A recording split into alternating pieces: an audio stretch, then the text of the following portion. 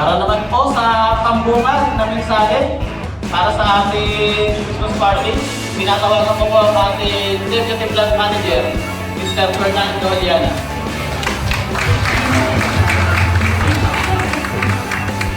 Magandang tanghali sa inyo lahat. Actually po, ang naka-schedule sanang magbigay ng pananalita ngayon ay si Mr. Ahero. Siya po yung nakalagay sa programa, kaya lang hindi po siya makakadalo ngayon. So, nais niyang iparating na lang sa inyo ang malugod na pagbati ng Merry Christmas sa inyong lahat. At Happy New Year sa darating na January 1. At para sa araw na ito, muli binabati ko ang lahat. Salamat nakarating kayo sa ating Christmas party.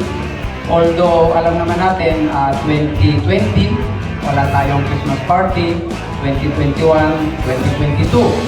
So 3 years tayong walang party dahil nga sa nangyaring pandemic dahil sa COVID-19. At salamat naman nagkaroon na tayo ngayon, pang-4 na taon, at ngayon meron na tayo. So palakpakan natin ang sarili natin. Okay? At gusto ko rin sanang samantalahin ng pagkakataon na isipin naman natin na during the pandemic na hindi tayo nagkaroon ng Christmas party, ay marami tayong mga kaibigan, kasamahan sa trabaho na pumanaw dahil sa COVID-19. Si Mr. Johnny Tan, si Jojo Cabrera, yung HR manager natin, si WTP, Mr. Redillas, at ito lately, ang huling pumanaw na kasamahan natin, si Double G, si Kat Maitan. So, hilingi ko sana yung kahit 10 segundo, tahimik tayo, ipag-pray natin yung spirit nila para at least makarating sila kay Lord. Tahimik lang po tayo, pag-pray natin yung mga kasamahan natin, pati yung hindi ko na bang nakakilala ninyo na pumanaw.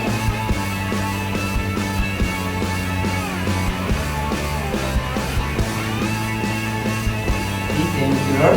At hindi man natin sila kasama ngayon, in spirit, kasama natin sila na mag-celebrate ng Christmas ngayon. At hopefully, total, pinilit naman na yung alert level 1. So, wala na tayong alert level sa COVID. Pero ang request ko sa inyo, ingat pa rin tayo kasi merong tinatawag ngayon na walking pneumonia. So, yun na yung kumakalat dito sa atin. So, ingat pa rin tayo. At take kayo ng vitamins, palakas ng katawan para maiwasan natin yung sakit na yan. Okay, back to the point ng Christmas party. Ang management, ito, nagbibigay sa inyo ng party para magkaroon tayo ng kasiyahan ngayong 2023. Although medyo nakaranas tayo ng hirap, lalo na sa RDM na hindi nag-operate, pero positive pa rin tayo, no? Think positive, na isang darating na 2024, magiging maunlad na yung negosyo, so makakapag-operate na tayo. Actually, naka-schedule naman ang RDM mag-operate sa 26. So, tulong-tulong tayo, mga taga-RDM. Pagtulong-tulungan ninyo, tuloy-tuloy na yan. Okay? Salamat.